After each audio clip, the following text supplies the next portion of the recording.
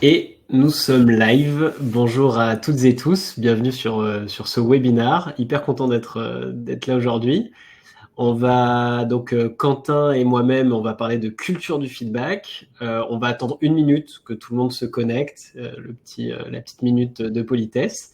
Et puis après, on va commencer. Bonjour Kevin, bonjour à tous. Ravi d'être avec vous aussi pour parler de feedback et de comment mettre en place une bonne culture de feedback. On peut peut-être se donner quelques secondes. On avait pas mal d'inscrits, donc on se donne quelques secondes le temps que tout le monde se connecte. N'hésitez pas aussi à nous confirmer dans le chat que vous nous voyez bien, que vous nous entendez bien. Si vous voulez aussi nous partager votre rôle de là où vous nous écoutez, ça nous permet de nous assurer que le chat fonctionne bien. Et voilà, et n'hésitez pas pendant le live à poser toutes vos questions, vos remarques, vos réactions. On se gardera un petit peu de temps à la fin avec Kevin pour répondre aux questions qu'on aura reçues.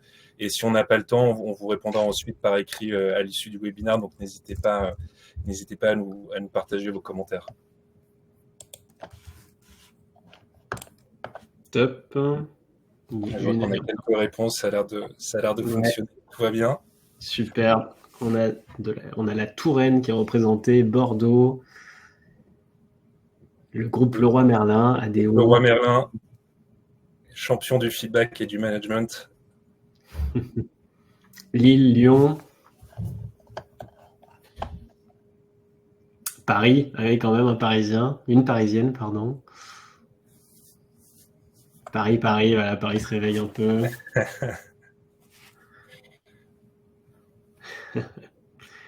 Marseille bébé, super. Belgique, ah cool, donc c'est une conférence internationale, européenne. Superbe. Rwanda, ah bah super, on a du Rwanda, voilà, Là, c'est vraiment mondiaux. un webinaire global. Exactement. Et ben c'est parti, je vous propose de Sophia Bulgaria, génial. Alors, vous êtes environ 300 inscrits, donc il va y avoir du monde. N'hésitez pas à poser vos questions dans l'onglet questions. Ça vous permet aussi de voter pour les questions que vous préférez et à la fin, on les prendra par ordre de vote. Et puis, dans le chat, si vous voulez faire des remarques, apporter des précisions aussi, n'hésitez pas.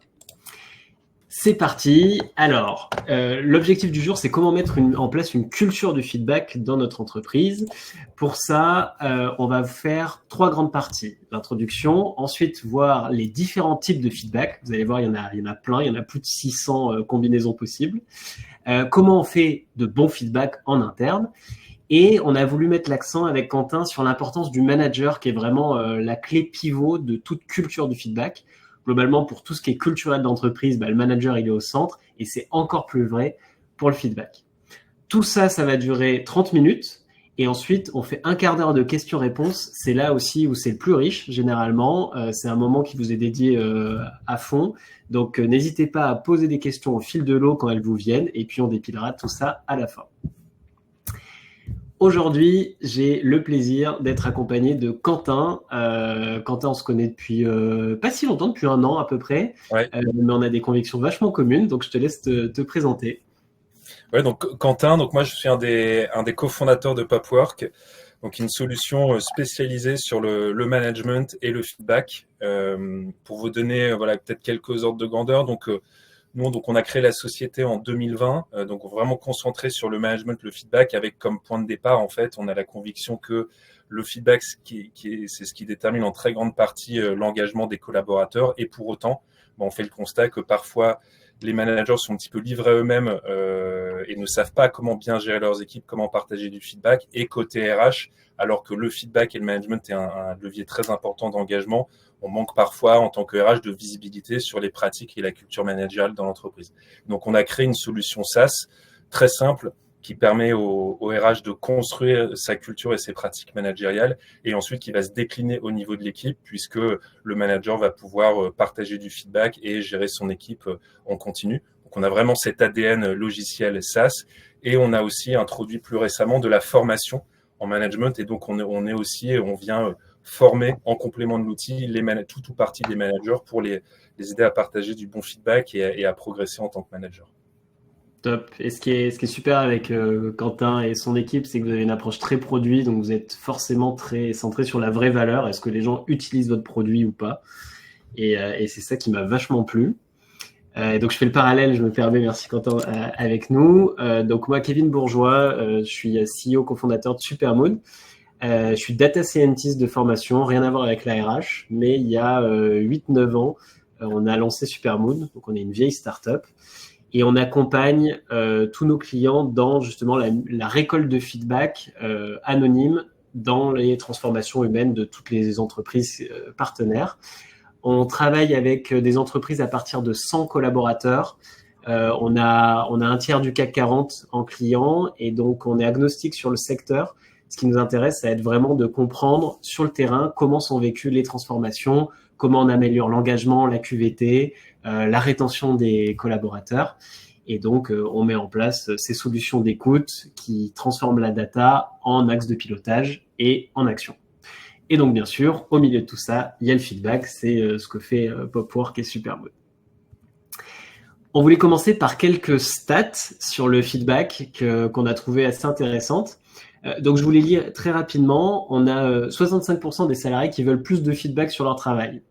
Donc, globalement, c'est une bonne idée de mettre en place une culture du feedback. Et aujourd'hui, il y a les 2/3 qui en veulent plus.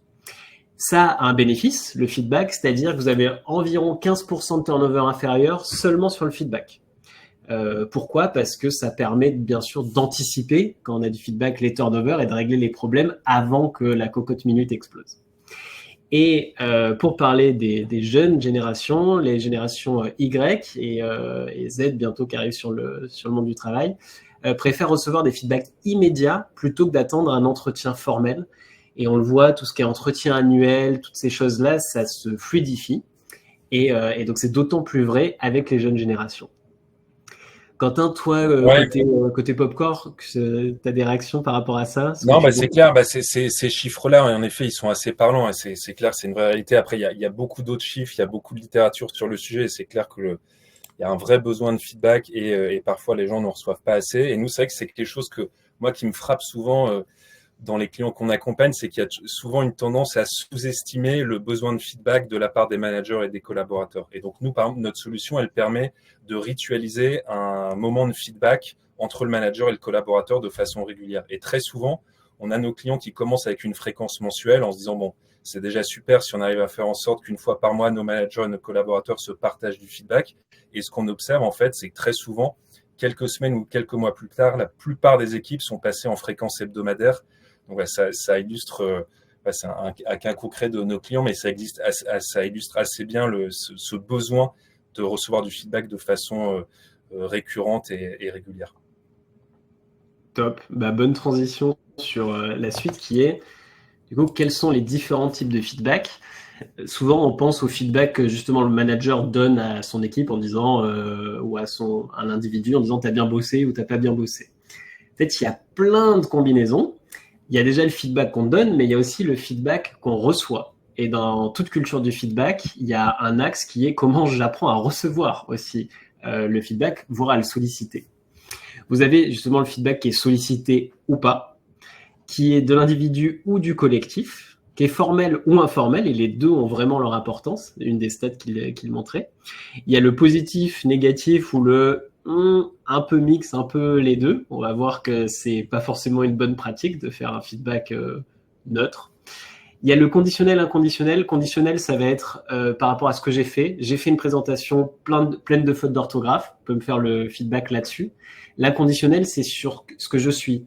C'est Kevin, ta presse a été nulle parce que t'es fainéant et que tu t'es pas relu. Et donc, pareil, il faut savoir gérer les deux feedbacks, privilégier plutôt le conditionnel. Vous avez le feedback auto-évaluatif, c'est moi je me pose des questions sur mon boulot. Et l'empirique, on l'oublie souvent, mais les résultats qu'on a ou avec des clients, les projets qui sortent, tout ça c'est du feedback aussi. Le feedback, c'est pas quelque chose qui est oral, c'est aussi parfois une métrique, des choses comme ça. Et puis après, pour faire la transition sur le feedback, quand c'est que ça se passe? Il se passe de façon continue au boulot, régulièrement ou selon certains événements.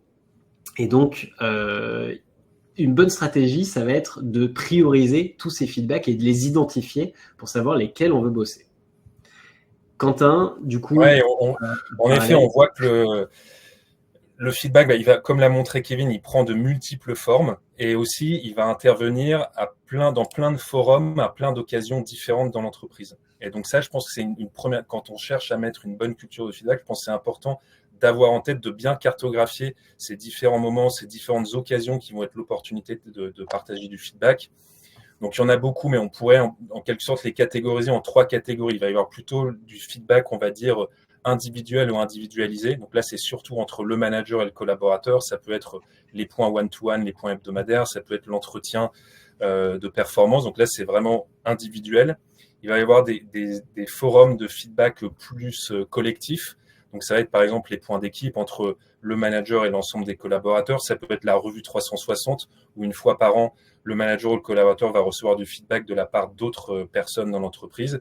Et ensuite, il y a une troisième grande catégorie qui est plutôt le feedback global, qui là va concerner tous les collaborateurs de l'entreprise. Donc, il y a évidemment l'enquête annuelle, il y a aussi le pulse mensuel, il peut y avoir aussi, en fonction des projets ou de l'actualité, du feedback lié à un projet, une transformation, une opération de fusion-acquisition, un nouveau plan stratégique. Donc, il y a beaucoup d'opportunités, il y a beaucoup de moments différents. Je pense que ce qui est important, notamment d'un point de vue RH, c'est d'avoir conscience de ces différents moments. Vous pouvez pas tout faire en même temps et donc il faut choisir un petit peu ses batailles et aller choisir les formats qui vous semblent le plus adaptés pour l'entreprise. Et une fois que vous l'avez choisi, c'est important de faire de la pédagogie, c'est-à-dire d'expliquer pourquoi c'est important dans ce contexte-là de partager du feedback et comment le faire pour guider les managers et les collaborateurs pour qu'ils fassent de ce moment un moment privilégié où ils vont vraiment partager du feedback utile et efficace. Typiquement, celui qu'on a tendance à oublier, c'est celui-ci, le tout le temps. Quand vous êtes dans une culture, la culture, c'est ce qui se passe quand vous regardez pas. Et c'est l'informel. Et donc, apprendre aux collaborateurs à se donner des bons feedbacks, c'est aussi le feedback le matin en arrivant en se demandant ça va, ou à la machine à café, ou à midi. Et donc, ce qui est important, c'est exactement ce que disait Quentin, c'est de prioriser. Une bonne stratégie de feedback, c'est prioriser les efforts. On vient de montrer qu'il y a 600 combinaisons de feedback différents à des moments complètement différents. Et donc, quand on accompagne des clients, l'idée, c'est de faire un petit bilan de où on en est, ensuite où on veut aller, et du coup, quel est le bon outil pour arriver à ça. On voulait prendre un exemple d'une entreprise assez classique. C'est vraiment des entreprises qui souvent nous contactent. Alors, le premier contexte, c'est où j'en suis. Alors, je suis en transformation au niveau du groupe. J'ai un turnover qui est plutôt élevé. Ça, c'est la réalité en ce moment et j'ai du mal à recruter. Et j'ai un management terrain qui est assez hétérogène. Exemple, j'ai plein de magasins. Je sais pas, j'ai une 50aine de magasins en France. On va avoir des magasins où ça se passe très bien, des magasins où c'est un peu plus dur. Il y a des différences culturelles, nord-sud, en fonction de la population dans les magasins, tout ça. Et donc, j'ai beaucoup de granularité dans mon management. Qu'est-ce que j'ai comme outil en regard? J'ai une enquête annuelle. Je pose 70 questions une fois par an, 30 si je suis un peu plus moderne. J'ai un système de performance, mais qui est annualisé. Chaque année, on fait le bilan. Et j'ai des valeurs du groupe. Je sais pas, on est professionnel, on est sympa, on est bienveillant, tout ça. Donc, j'ai déjà une base. Mon besoin derrière, ça va être, je veux une visibilité sur ma transformation parce que le groupe bouge beaucoup. Je veux la fiabiliser, je veux être sûr qu'elle va être menée. Je veux communiquer et surtout, je veux que mes collaborateurs, ils y adhèrent et je les embarque. Mon deuxième enjeu RH, ça peut être homogénéiser le management. J'ai une moyenne qui est plutôt satisfaisante. Maintenant, j'ai, je sais pas, un tiers des managers qui sont pas encore au niveau et j'ai envie de les ramener à ce niveau-là. Ça, le feedback peut aider. Et enfin, j'ai le côté rétention des salariés. Et donc, en sachant ça, là, je me suis posé quelques heures pour faire le bilan. Il faut que je fasse des choix, parce que l'idée, c'est surtout de ne pas mettre en place tout ça, parce que si vous mettez tout ça en même temps, les collaborateurs et les managers vont être complètement noyés, et deuxièmement, vous n'allez pas pouvoir mettre le poids du corps sur les bonnes choses. Et donc, voilà plusieurs choix qui sont possibles. pouvez faire des enquêtes régulières sur la transformation, avoir un thermomètre, un pouls sur comment va votre transfo. Vous pouvez faire un audit managérial. Vous pouvez créer du feedback entre les managers, notamment si vous voulez homogénéiser le management, c'est bien de faire parler les managers entre eux. Vous pouvez créer un système de performance qui est plus régulier. Et ça vous permet aussi de travailler sur la rétention. Vous pouvez faire du 360, des feedbacks sur tous les projets. Vous pouvez faire des formations au feedback et ça. Mais avec un peu de recul, si on prend le contexte et le besoin, ce qu'on vous recommanderait, ça serait de ne pas faire du 360 alors que déjà, il n'y a pas un système de performance qui est régulier et de vraiment catégoriser vos initiatives. Ces initiatives-là, sur l'enquête régulière ou l'audit, ça donne de la visibilité qui, derrière, vous permettent de cibler vos actions. Mais ce n'est pas ça qui va changer le monde du feedback. Ou créer des rituels d'action, le feedback entre le manager ou la performance. Ça, c'est des rituels qui vont forcer vos collaborateurs et les managers à régulièrement se donner du feedback et du coup, à progresser sur vos besoins. Donc le feedback, c'est jamais un but en soi, c'est toujours un moyen. Il faut être sûr que l'outil pour arriver, enfin le moyen que vous mettez en place pour arriver à ce but, il soit adéquat. Et nous, on voit des clients qui font du 360 dans tous les sens, et pourtant qui n'ont pas de système de performance ou pas d'enquête régulière. Donc finalement, ça sert à rien parce que vous avez du feedback sur vous, mais vous n'avez jamais du feedback collectif et vous perdez tout le contexte. Je sais pas, Quentin, si tu veux réagir à ça. Non, je pense que c'est très complet ce que tu partages. Il faut faire des choix et ensuite se donner les moyens d'y arriver. Et je pense que voilà, une fois qu'on a défini, on va dire, ces différents moments qui vont permettre, enfin, une fois que vous avez créé les conditions pour que le feedback ait lieu, ensuite, ce qui va être très important, c'est aussi de guider les collaborateurs et les managers pour partager du feedback de la bonne façon. Et donc là-dessus, on entend souvent le feedback. Je crois qu'on avait peut-être une slide sur le sujet. Voilà, on entend souvent, voilà, le feedback c'est un art, c'est très interpersonnel. En réalité, non. Le feedback c'est avant tout de la méthode. Et donc, ce qui est important, c'est aussi de guider les managers et les collaborateurs pour qu'ils partagent le feedback de la bonne façon. Et sans trop entrer dans le détail, mais si on devait essayer de résumer, qu'est-ce qui fait un bon feedback? Pour moi, il y a 5 éléments qui sont importants. Le premier, c'est la fréquence. Tu l'évoquais aussi tout à l'heure, Kevin, mais il faut donner du feedback le plus souvent possible. Et vraiment éviter le syndrome qu'on voit parfois, c'est-à-dire j'ai mon entretien annuel dans 3 mois, je vais attendre cette opportunité-là pour partager du feedback. En réalité, ça va créer de la frustration. Il sera sans doute trop tard pour partager du feedback. Ça dramatise aussi l'exercice. Il faut vraiment pousser les managers, pousser les collaborateurs à se partager du feedback le plus souvent possible. Le deuxième aspect qui est très important, c'est la clarté, c'est-à-dire il faut, quand on fait du feedback, partir de points concrets, utiliser des mots simples, pas faire des phrases compliquées. Ça, c'est aussi parfois quelque chose qu'on voit parfois chez les managers, notamment quand il s'agit de partager un feedback négatif. On ne sait pas trop comment s'y prendre, on n'est pas forcément à l'aise et donc on manque de clarté. Et donc, si le feedback n'est pas exprimé clairement, il est très peu probable que le collaborateur le comprenne. Ensuite, constructif, très important. Troisième point, que ce soit positif ou négatif, il faut le présenter comme une opportunité de progresser. C'est ça aussi qui va donner envie à la personne qui reçoit le feedback de changer. Le quatrième point, qui est parfois un peu oublié, c'est s'assurer que la personne qui reçoit le feedback a compris et est d'accord. Il faut vraiment s'assurer qu'il y a une compréhension mutuelle sur ce qu'il faut changer ou améliorer. Et le dernier point, qui est là aussi parfois un peu oublié, c'est qu'il faut tout de suite se concentrer sur le futur. Il faut que ce soit actionnable, c'est-à-dire, mais pas actionnable dans 3 mois. C'est-à-dire, il faut tout de suite dire, voilà, je t'ai fait ce feedback-là. Tiens, la semaine prochaine ou tiens, lors de la prochaine réunion, essaye de faire ça. Et donc, il faut vraiment tout de suite se concentrer sur l'action et passer à l'action. Et toutes les cases sont importantes. Si je fais un feedback fréquent, clair, mais qu'il n'est pas compris ou actionnable, c'est juste du harcèlement. C'est pas quelque chose qui va construire. Ouais. Et donc voilà, donc ça c'est général sur toutes les politiques de feedback. Ensuite, pour vous donner des exemples concrets aussi de quels outils apportent quoi, chez Supermood, on propose 3 grandes gammes d'outils. On fait des enquêtes Pulse, donc qui vous permettent de récolter le feedback confidentiel des collaborateurs. Ça vous permet d'avoir une visibilité à tous vos niveaux, puisque vous pouvez croiser les données tant que c'est confidentiel. C'est global et c'est au niveau du groupe. L'idée, c'est que ça soit régulier et que ça vous permette de faire des comparaisons. Mais ce que vous n'avez pas avec une enquête Pulse, c'est de l'individuel, c'est l'informel et le continu. Et donc, ça va vous permettre de donner une visibilité qui vous permet de construire une culture du feedback en interne. Mais c'est pas ça qui va améliorer le feedback des managers envers les collaborateurs. Ça va les guider.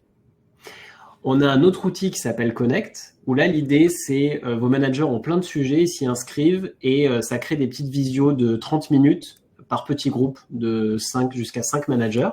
Ça marche super bien. Pourquoi ? Parce qu'on est dans l'informel et parce que c'est entre pairs. Par contre, encore une fois, ce n'est pas un process qui est maîtrisé parfaitement par l'entreprise. L'idée, c'est justement que ça reste informel. Et donc, on va travailler sur plus de l'émotionnel, plus du soft là-dessus. Et enfin, on a le Super Like qui permet d'envoyer chaque vendredi un seul like à un collaborateur pour le remercier pour son boulot. Donc, c'est le 30 secondes ritualisées pour dire merci, tout bête. Nous, derrière, on peut voir aussi les graphes de quelles équipes s'en envoient, donc ça vous permet de détecter les silos. Donc, ça a une vraie plus-value pour savoir quelles sont les équipes isolées, quels sont les liens affectifs entre les équipes, ou par ancienneté, ou par pays, tout ça. Par contre, c'est que du positif. Et donc, c'est très bien, parce que ça augmente souvent la reconnaissance. Par contre, c'est pas comme ça que vous allez créer du feedback managérial, par exemple, un peu négatif, qui permet aussi de faire progresser. Voilà. Donc, c'est pour mettre en regard où, en fonction de l'outil que vous choisissez, vous allez améliorer des leviers qui sont soit de l'action, soit du rituel, soit de la visibilité. Et donc, en fonction de votre stade de maturité du feedback, il faut vraiment prendre un pas de recul pour savoir quels sont les bons outils. Oui, je pense en effet, c'est très important d'être clair là-dessus. Nous, en complément de Supermood, nous, Popwork, on est plutôt concentré sur des rituels assez opérationnels, individuels entre le manager et le collaborateur. Et donc, ce qu'on permet de faire dans la solution, c'est avoir différents rituels et à chacun de ces rituels va correspondre un type de feedback où ça va permettre, provoquer un type de feedback entre le manager et le collaborateur. Donc, on a par exemple un premier rituel qui est les points one-to-one. Donc là, c'est vraiment l'idée d'avoir du feedback continu très opérationnel avec des questions spécifiques sur le sentiment de la semaine, la charge de travail durant la semaine, les réalisations de la semaine, les éventuelles difficultés rencontrées dans la semaine. Donc là, c'est vraiment pour avoir ce dialogue, ce feedback continu entre le manager et le collaborateur.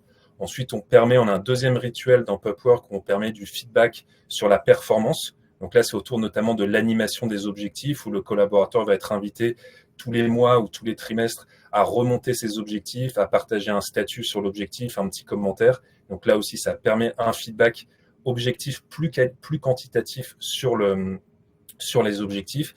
Et ensuite, on a un troisième type de rituel qui est permis dans Popwork entre le manager et le collaborateur, qui permet plutôt du feedback de développement. Donc, c'est des points plutôt trimestriels où là, le manager et le collaborateur vont aborder des sujets d'axes d'amélioration, de montée en compétences, de feedback inversé du collaborateur vers le manager. Et donc là, voilà, ça leur permet de prendre un peu plus de recul par rapport au quotidien et d'aborder d'autres sujets de feedback et de développement. Et donc là, de la même façon, comme le disait Kevin, il faut être clair sur qui sont les personnes qui se partagent le feedback et quel est l'objectif. Et voilà, en fonction des outils et des besoins, il faut bien choisir. En fonction des besoins, il faut bien choisir les outils et les outils adaptés. Et ce qui est intéressant avec Popwork, c'est que le médium finalement est le même, c'est vous ritualiser le moment du feedback, mais en fonction des questions que vous incluez, on va aller sur du feedback de performance, du feedback positif, du feedback d'amélioration, ce genre de choses. Je ne sais pas si vous conseillez vos clients d'ailleurs sur le côté qu'est-ce que je mets dans mon one-one ou qu'est-ce que je mets dans mon... Oui, absolument. Bah, nous, c'est très. Alors nous, on fait deux choses en fait. Parce on y viendra tout à l'heure sur l'importance du manager, mais c'est que nous, sur ces différents rituels, comme on a beaucoup d'historique, on a beaucoup de données, on a une certaine expertise, on propose une trame de questions sur laquelle qui est proposée à l'ensemble des équipes que le RH peut, s'il le souhaite, personnaliser en fonction du contexte. Et ensuite, ça c'est une condition qu'on a assez forte chez Popwork, c'est qu'on laisse de la marge de manœuvre au manager pour personnaliser les questions. Donc, il y a une banque de questions de laquelle il peut s'inspirer pour ensuite personnaliser avec cette idée qui est, au fond, personne mieux que le manager ne connaît son équipe, ne connaît les sujets importants qu'il faut aborder. Et donc, on permet cette personnalisation qui facilite l'adoption et l'usage au niveau de l'équipe. Et par curiosité, qu'est-ce qu'ils font? Est-ce que globalement la majorité des managers utilisent la même trame ou est-ce que tout le monde fait quelque chose à sa sauce? Non, c'est assez intéressant. C'est une fonctionnalité qu'on nous demandait énormément de pouvoir personnaliser la totalité des questions. Et aujourd'hui, dans les faits, 80% des équipes gardent la trame initiale qu'on propose. Et en fait, finalement, ça revient peut-être à ce qu'on disait en introduction, c'est que en fait le feedback, évidemment, ça dépend des personnes, ça dépend du contexte, mais c'est aussi de la méthode. Et en fait, les questions qu'on pose, poser une question sur le développement, la performance, la charge de travail, le sentiment, les points de blocage, les axes d'amélioration. En fait, c'est des questions qui fonctionnent quel que soit le contexte. Donc, on constate ça en général. Finalement, il n'y a pas tant de personnalisation que ça. Ok, c'est intéressant d'avoir un peu le retour vu de haut. Cool, bonne transition justement avec le dernier thème qui est le management. Donc le manager, c'est la clé, le pivot, parce que c'est lui qui a le plus d'impact sur les équipes. Quentin, petite citation que tu aimais bien. Ouais, nous, en tout cas, on le disait, mais on est convaincu de l'importance du manager. C'est lui qui va être en contact de ses équipes dans le contexte qu'on connaît. En plus, avec de l'hybride ou du remote, finalement, le collaborateur, il fait l'expérience de son entreprise avant tout via son manager. Donc, ce rôle-là, il est absolument critique. Et nous, il y a cette phrase qu'on aime bien d'Andy Grove, qui a été un des premiers chez Intel à généraliser ces feedbacks hebdomadaires ou bimensuels entre le manager et le collaborateur. Et en fait, ce qu'il expliquait, c'est qu'il faut se mettre à la place du collaborateur pour prendre conscience de l'importance du feedback et du rôle du manager. Si en tant que collaborateur, vous êtes bloqué, vous attendez un feedback de votre manager, en fait, potentiellement, vous avez plusieurs jours ou plusieurs semaines où vous êtes bloqué, alors que si votre manager prend le temps, une fois par semaine, en 30 minutes, de vous partager du feedback et d'aborder les sujets importants, ça peut débloquer votre travail pour plusieurs semaines. Ouais, donc il vaut mieux que ça tombe du bon côté. Et quelques stats aussi. Un manager, en moyenne, il manage 11 personnes.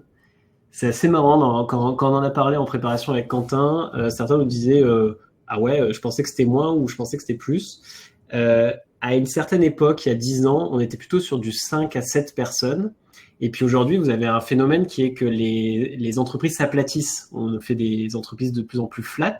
Et donc, ce que ça crée, c'est que vous avez de plus en plus de personnes sous vous en râteau. Et en même temps, il y a du management informel, puisqu'on a notre manager technique, notre manager RH, le project lead, voilà. Et donc, c'est assez intéressant de se dire qu'en moyenne, une personne a un impact sur 11. Donc, d'où le fait que c'est vraiment un pivot hyper important. En regard, la stat qui fait pas très plaisir, c'est que les 2 tiers des managers ont des difficultés à gérer leurs équipes. Nous, en regard chez Supermoon, on a mesuré qu'il y a 60%, 64% pour être exact, des managers qui sont au-delà du seuil de détresse psychologique, donc qui dorment mal la nuit, etc. Donc, il y a une vraie pression sur la fonction managériale. Donc, les outiller, les accompagner, c'est hyper important. Et la dernière stat qu'on sort souvent, c'est 57% de démissions à cause du manager direct. C'est on quitte pas une entreprise, on quitte son manager. Moi, j'aime bien dire que c'est pas vrai. C'est que on quitte pas son manager, on quitte une entreprise qui tolère des mauvais managers. Et donc, il y a quelque chose qui est un petit peu différent, c'est que le manager, s'il est mauvais, la moitié du temps, c'est pas forcément sa faute. C'est aussi qu'il est dans un contexte qu'il n'a pas accompagné suffisamment. Et donc, c'est important d'avoir une culture d'aide et de support managériel qui est très, très forte. Et là, tout le monde a un rôle à jouer là-dessus. Ouais, et là-dessus, je te rejoins complètement, Kevin. C'est que on entend parfois un peu du manager bashing. En réalité, les managers, ils essayent de faire du mieux possible. Sauf qu'en fait, on voit les chiffres. C'est quand vous avez 11 personnes à gérer, en fait, ça vous prend un temps considérable. C'est un métier en tant que tel. Et si vous n'avez pas les bons outils, vous n'avez pas été formé, vous n'êtes pas accompagné, évidemment, vous êtes en difficulté. Donc, en effet, il faut à la fois avoir conscience de l'importance des managers et d'un point de vue RH, se donner les moyens, aider les managers à aider leurs collaborateurs. Il faut vraiment donner les moyens aux managers de bien remplir leur rôle. Et je vois dans le chat, il y a Valentine qui nous dit, est-ce qu'il y a aussi un truc qui est, on accompagne peu les managers. Alors, si vous voulez, la stat qui est assez intéressante, c'est qu'il y a que 18% des managers qui ont été formés au management. Le reste, c'est appris sur le tas. Et on offre un poste de manager en guise de promotion. Et c'est vrai que le meilleur commercial, on le fait devenir manager, et donc il est plus le meilleur commercial parce qu'il ne vend plus. Et en plus, parfois, il n'est pas fait pour le management. Donc, il y a un vrai sujet, ce que tu disais, Quentin, la RH a un rôle à jouer, la direction elle-même aussi a un rôle à jouer sur ce sujet. Ouais. Alors, on va parler un petit peu méthode et on finit là dans 2-3 minutes et ensuite on passe aux questions. On voulait vous partager des bouts de méthode acquises au fur et à mesure de l'expérience qui peuvent aider à mettre en place une culture du feedback. C'est pas un guide, mais c'est des sujets un petit peu subtils qu'on a détectés au fur et à mesure. Ouais, très rapidement, comme ça, après on passe aux questions. Mais nous, ce qu'on a appris là en 4 ans, on accompagne à peu près 250 clients. Premier conseil que je peux donner pour mettre en place une culture feedback, c'est le rôle, on en a parlé, mais le rôle central du manager. C'est vraiment, il faut expliquer aux managers pourquoi c'est important, les accompagner, et vous n'arriverez pas à mettre en place une bonne culture de feedback si vous embarquez pas les managers avec vous. Le deuxième point qui est très important aussi, qu'on voit beaucoup, c'est il faut aussi avoir l'adhésion des collaborateurs. C'est-à-dire il faut aussi s'assurer que le fait que le collaborateur remonte du feedback à son manager, que ce soit traité, que ça améliore effectivement son quotidien, son travail. Sinon, là aussi, c'est une équation avec le feedback, c'est une équation avec plusieurs variables, et donc il faut que tout le monde soit embarqué. Donc il faut que les collaborateurs aussi jouent le jeu et voient l'intérêt pour eux. Le troisième point qui est très important pour nous, et ce que vous faites aussi chez Supermood, c'est qu'il faut ensuite que les RH ou la direction aient de la visibilité sur les pratiques managériales. Parce que c'est très bien de dire, maintenant on met en place cette enquête où je veux que mes managers fassent des points hebdo, mais il faut être capable de mesurer est-ce que ces points ont lieu, est-ce que le manager partage effectivement du feedback. Donc c'est quelque chose qu'on a développé dans Popwork, il y a un système d'alerte qui permet de remonter quand il y a un feedback ou un dialogue qui n'est pas assez soutenu dans telle ou telle équipe. Et le quatrième aspect qui est important aussi, c'est que tout ce qu'on a décrit là, les outils, que ce soit Popwork ou Supermood, ça permet d'ancrer les bonnes pratiques, de passer à l'action. Mais il faut aussi avoir conscience que parfois un outil ne peut pas tout. Et donc, c'est important aussi d'être capable d'aller apporter de la formation, du coaching, de l'accompagnement à certains managers pour les aider à mettre ça en pratique. Donc, l'outil, ça fait une grosse partie du chemin, mais il peut être aussi nécessaire parfois de compléter ça avec de l'accompagnement un peu plus spécifique pour certains managers. Ouais, exactement. Super transition encore sur le côté. Donc nous, on propose un outil, mais en fait, cet outil est qu'au service d'une méthode. La méthode chez Supermood, on l'appelait Effective Feedback, donc c'est un truc très très large, mais 3 petits zooms de choses qui sont un peu contre-intuitives et qui pourtant sont importantes. Sur comment on passe d'un feedback, une info de ça va pas, à vraiment de l'action. La préparation, c'est hyper important. Les questions que vous posez ont une influence incroyable. Mettons, vous voulez parler d'innovation. Vous savez, tous les patrons, les CEO veulent que tout le monde soit un entrepreneur, que tout le monde innove, et on ne comprend pas pourquoi tout le monde n'innove pas. Souvent, on pose 2 questions en miroir. La première, c'est on me pousse à prendre des initiatives. Souvent, on a des bonnes notes. Et la deuxième question, c'est j'ai le droit à l'erreur. Et souvent, là, la note n'est pas terrible. En 2 questions, on fait réaliser à la personne qui pose les questions ou qui répond que oui, on peut pousser très fort vers l'innovation, mais l'innovation, c'est aussi se planter parfois. Et donc, si on veut innover, il faut qu'on soit rassuré sur si je me plante, qu'est-ce qui se passe. Et donc, la façon d'amener la question et le fond de la question sont tout aussi importants l'un que l'autre. Donc, dans un feedback, poser des questions, c'est aussi faire du feedback, et c'est assez intéressant de travailler là-dessus. Le deuxième truc qu'on a constaté, c'est que quand vous proposez des résultats d'enquête d'engagement, par exemple à un manager en lui disant t'as une bonne note, t'as une mauvaise note, tu progresses pas, il n'y a qu'un tiers des managers qui en parlent à leur équipe. Et donc, il faut absolument scripter et guider les managers dans la restitution aux équipes. Pourquoi ? Parce que soit il se passe rien et il se passe rien, donc vous vous améliorez pas. Soit à l'inverse, vous avez le syndrome du super-héros, c'est le manager qui veut tout régler par lui-même.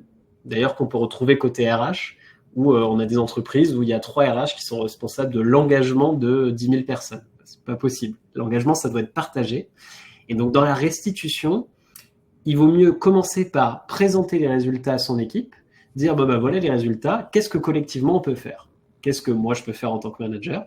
Qu'est-ce que vous, collaborateurs, vous vous engagez à faire? Et on se met tous ensemble des objectifs et on partage là-dessus. Mais c'est vraiment une responsabilisation collective. Et si vous n'avez pas un feedback qui est, comme le disait Quentin, clair, transparent, honnête, précis, globalement, ça ne marche pas. Donc, dans toute culture du feedback, il y a vraiment une culture de la responsabilisation de celui qui donne le feedback, mais aussi celui qui le reçoit, de le mettre en action, parce que si vous recevez plein de feedback et qu'il ne se passe jamais rien, finalement, on arrête de se donner du feedback. Voilà, on a un peu dépassé le temps. Pour laisser place aux questions très rapidement, on résume. 1, il y a plein de feedback. 2, quand vous êtes dans une culture, la création d'une culture, le but, c'est de choisir vraiment quel feedback vous priorisez. Troisièmement, on ne vous la refait pas, mais un bon feedback, c'est clair, actionnable et blablabla. Ça, c'est universel. Et quatrièmement, le manager, on insiste vraiment là-dessus, c'est la clé du feedback. Si vous n'embarquez pas vos managers, vous n'aurez pas de politique de feedback. Voilà. On est parti pour les questions-réponses. Donc, n'hésitez pas à les mettre dans l'onglet questions et à voter, et on les prend une par une. Alors, c'est parti. La première question. Donc, besoin d'un conseil. Nous devons construire une culture du feedback au sein d'une entreprise internationale. C'est une question de Hugo. Alors, est-ce qu'on uniforme les pratiques et les méthodes ou est-ce qu'on adapte localement en prenant en compte la culture du pays? Très bonne question. Est-ce que Quentin, tu as une petite idée sur le sujet? Très, très, très bonne question. Je vais faire une réponse de non, mais je pense que comme il faut prendre en compte les spécificités locales, je pense que c'est important. Il y a des façons de travailler, des façons de se dire les choses en fonction des pays, des cultures. Moi, j'ai travaillé longtemps, j'ai travaillé 5 ans au Brésil. C'est un pays où on se donne pas du feedback de façon frontale, c'est beaucoup plus indirect. Donc, il faut pas essayer d'adopter une méthode très directe pour se partager du feedback dans un pays comme le Brésil. Donc, je pense qu'il faut prendre en compte, c'est juste un exemple, mais prendre en compte les spécificités locales. Néanmoins, nous, c'est ce qu'on voit finalement. Dans nos clients, on a 20% de clients à l'étranger. Et finalement, quelle que soit la nationalité, en général, ils utilisent la trame de questions qu'on recommande pour animer le feedback entre les managers et le collaborateur. Donc, je pense que la méthode doit rester la même et on peut marginalement adapter les questions pour prendre en compte les sensibilités ou les spécificités locales. Moi, pour ajouter, complètement aligné avec Quentin, la question c'est pourquoi. En fait, aligner le feedback, pourquoi faire? Si c'est pour améliorer, par exemple, l'engagement, la performance au sein d'un pays, oui, il faut travailler un rituel qui est particulier à ce pays. Par contre, si vous voulez améliorer la collaboration entre différents pays, là, il faut plus justement montrer à chacun les différences culturelles, mais arriver à une moyenne.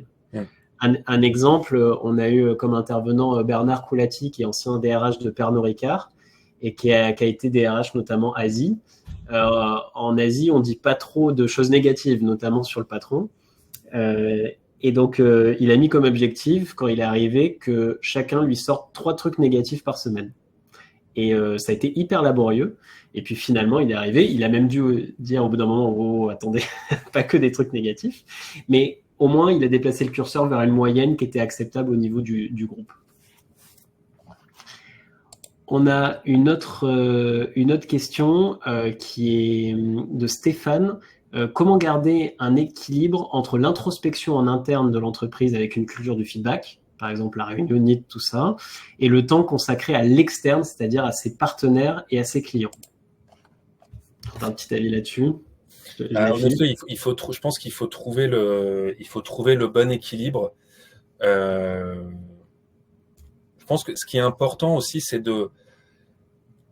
en fait, si vous créez ces rituels qui soient collectifs ou individualisés, vous créez des occasions pour les collaborateurs de se partager du feedback.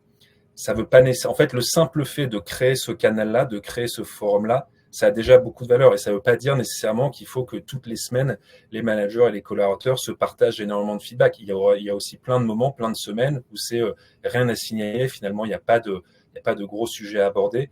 Mais le fait que cette opportunité existe, ça déjà en soi, ça a de la valeur. Et pour autant, ça va pas venir vous consommer du temps des réunions internes et vous empêcher de vous concentrer sur la croissance de l'activité, sur l'externe.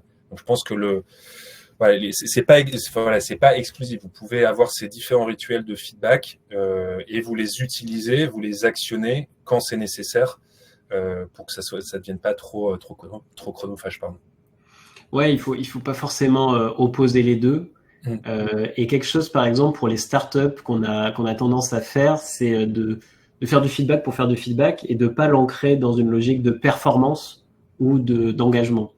Si vous faites un feedback sur la présentation, elle aurait pu être mieux. Très bien, c'est mieux de dire la présentation, elle a plu au client. Et bah, comment on peut la pérenniser ou comment on peut aller encore plus loin. Mais vous voyez, il y a une notion derrière un peu business et ça rattache du coup le feedback sur plus du fait, du factuel que sur du ressenti. Parce que le ressenti, c'est très prône au perfectionnisme, à la sensibilité de chacun. Donc c'est pour que le feedback soit objectif, le lier à justement l'externe, le client, ou la performance ou les opérations, c'est quelque chose qui ne peut être que bénéfique dans le feedback.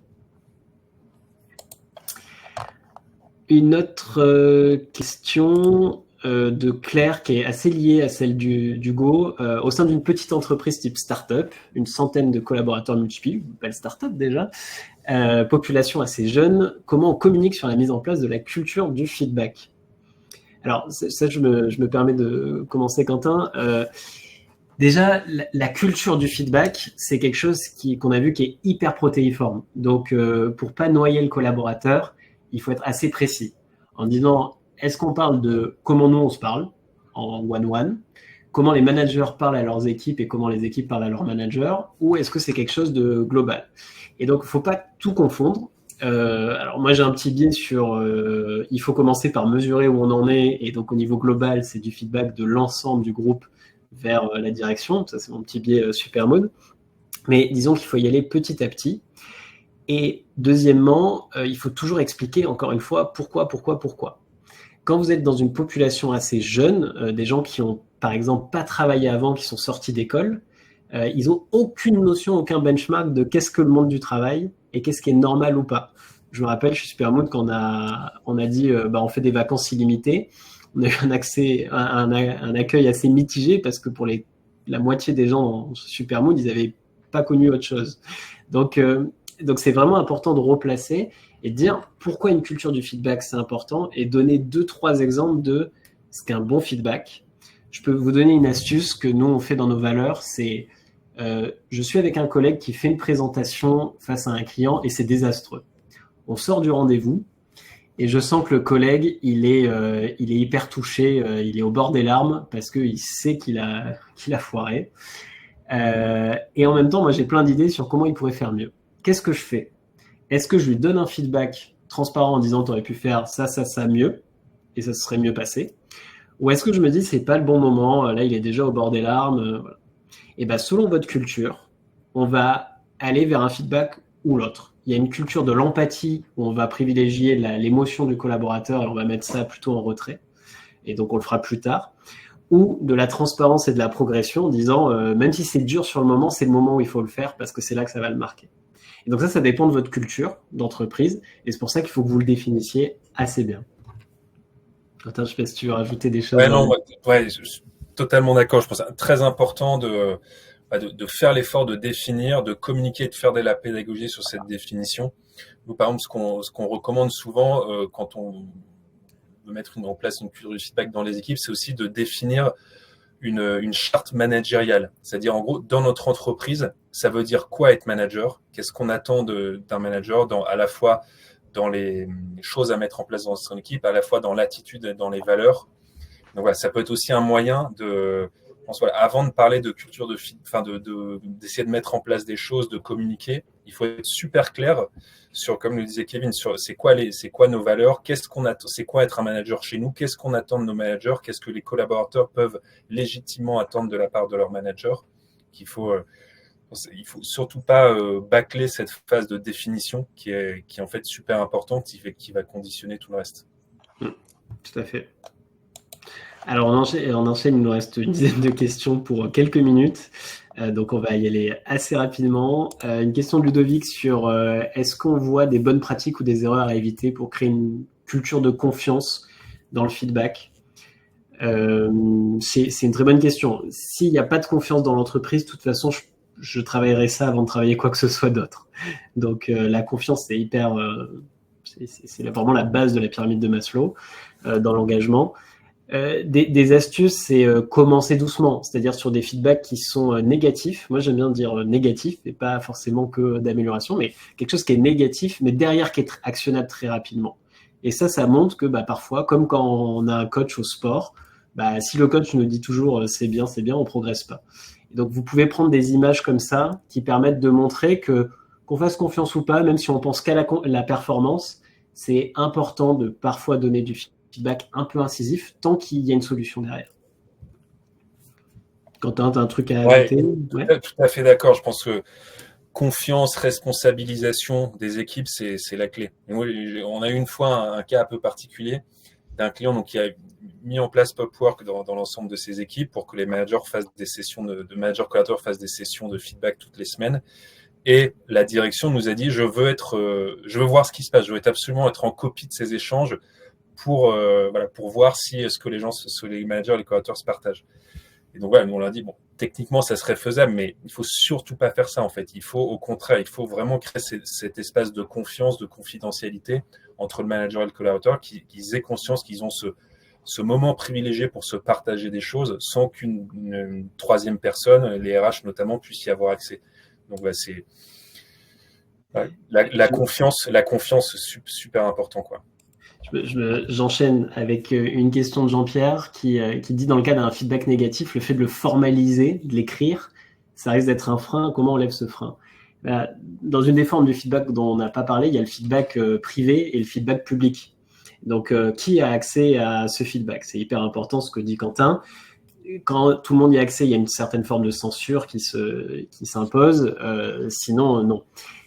Moi, je retournerai la question qui est si vos managers n'écrivent jamais des choses négatives, bon courage pour sortir quelqu'un qui est vraiment pas performant et bon courage à gérer les augmentations parce que tout le monde va vous demander 20% d'augmentation par an. Et il n'y a rien de pire que d'être viré ou de ne pas avoir d'augmentation après un entretien où on a été extrêmement élogieux. Donc, formaliser aussi la critique, ça permet de prendre du recul parce qu'on écrit. Donc, on prend du recul, on pèse ses mots. Et en même temps, ça la place. Et donc, ça montre aux collaborateurs que c'est un sujet qui est important. Ouais. Donc, voilà. L'écriture est quand même un très bon moyen de donner du feedback. 100% d'accord avec toi, Kevin. Top. J'ai une question sur la culture du feedback en hôtellerie, sur un public qui n'est pas très digital, et comment on mesure le ROI. Alors ça, je pourrais en parler. Quentin, je ne sais pas si tu as des choses à dire là-dessus. Non, vous avez pas mal de clients dans ce secteur-là, il me semble. Donc, vas-y. Exactement. Si tu veux on a un groupe avec qui on travaille depuis 4-5 ans, qui est le groupe Barrière, donc le Phuket, les casinos et tout ça. Ce qui est assez intéressant, alors comment on mesure? On mesure le ROI avec un score d'engagement, généralement, puis quelques questions spécifiques sur le feedback. Pendant 1 an et demi, le groupe Barrière faisait un super mode global, et puis maintenant, l'a décentralisé. Donc, vous avez les 52 établissements Barrière qui, au sein de leur établissement, font leur propre super mood pour récolter du feedback. Et donc, c'est hyper intéressant parce que les questions qui sont posées au niveau du groupe ou au niveau des établissements sont pas du tout les mêmes. Et pour conscientiser cette culture du feedback, on a fait le lien entre l'engagement en interne par établissement et le score de satisfaction des clients. Et vous voyez qu'il y a une corrélation qui est très forte. En gros, quand vous augmentez 1 point l'engagement, vous augmentez 3 points l'engagement en interne, vous augmentez immédiatement d'1 point la satisfaction du client. Et donc, en fait, tout le groupe a pris conscience très très vite que même pour de la performance, la satisfaction du client, le feedback et l'engagement, c'était hyper important. Et après, je ne vais pas rentrer dans les détails là, mais on passe par du SMS, par des kiosques, des ordinateurs. Voilà, il y a plein de méthodes techniques pour récolter le feedback. Mais ce qui est important, c'est de montrer l'intérêt. Et Sur les populations d'hôtellerie qui sont très tournées vers le client et le service, le lien se fait immédiatement. Alors, dernière question, on en est désolé. On a une question sur multiculturel. Allez, question de Damien. Est-ce qu'il est possible et pertinent de créer un process de feedback pour des équipes en transverse, donc qui ne sont pas sous ma responsabilité en tant que manager, par exemple? Quentin, je te laisse. Ouais, alors j'imagine c'est dans le cadre si je comprends bien, une organisation plutôt matricielle où le collaborateur a peut-être deux managers ou différents managers. Oui, enfin c'est tout à fait possible. Nous, c'est quelque chose qui revenait beaucoup chez nos clients dans des cas notamment, je suis collaborateur, je travaille dans l'équipe marketing France et donc en fait je reporte à la fois, je suis directeur marketing de la France, donc je reporte à la fois au directeur marketing groupe et au CEO France. Donc il y a avec un reporting matriciel. Donc oui, c'est tout à fait possible. Et nous, on recommande, on l'encourage en fait. Ça permet de remonter, d'aligner les deux managers, de remonter la même information aux deux managers. Voilà, même si vous n'êtes pas le supérieur hiérarchique au sens strict de la personne, vous avez une relation de travail régulière ensemble, et donc c'est tout à fait normal et tout à fait recommandé de se partager du feedback de façon régulière, même s'il n'y a pas de lien hiérarchique entre les deux. Donc ça, c'est vraiment une bonne pratique à mettre en place. Ouais. Nous, c'est très rapidement ce qu'on va proposer avec Connect, justement. Quelques astuces. L'idée, c'est de vous proposer comme un animateur de communauté qui rassemble les gens. Exemple, la SNCF, vous avez les conducteurs de train, qui est une population très spécifique et un peu challengée en ce moment. Bah, vous créez la communauté des conducteurs de train qui échangent entre eux sur leur métier. Et donc, ce qui est important, surtout, c'est pas de les forcer à aller dans tel sujet ou tel sujet, mais de laisser venir les sujets de la communauté. Et vous allez voir déjà qu'il y a des sujets dont vous avez jamais entendu parler et qui sont pourtant hyper importants pour cette communauté. Et donc, créer des petits groupes, créer du co-développement, des échanges plutôt informels. Comme ça, vous sortez du côté hiérarchique et en même temps, vous créez ces liens de feedback. Voilà les petits conseils. On arrive, on a déjà dépassé de 7 minutes, donc on termine là. On espère que ça vous a plu. Le petit coup de pub, donc si vous voulez une démonstration de l'outil ou même des conseils, tout simplement, n'hésitez pas, vous avez les numéros de téléphone et les emails de Popwork et de Supermoon, ça sera Jean-Baptiste qui prendra vos appels.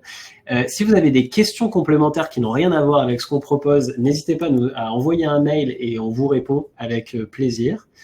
On est hyper frustré parce qu'il y a encore des heures et des heures de conférences sur le feedback qu'on pourrait faire. Donc on espère qu'on n'a pas trop survolé le sujet et qu'on vous a donné des trucs quand même un peu concrets.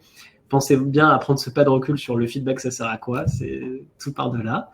J'ai la question en chat. Vous recevrez la présentation et le replay immédiatement à la suite de là quand on coupe. Et derrière la présentation dans un mail commun. Voilà, on espère que ça vous a plu et bon appétit à tous. Merci Quentin. Merci beaucoup Kevin, merci à toutes et à tous. À bientôt. À bientôt et bonne écoute. Merci. Au revoir tout le monde.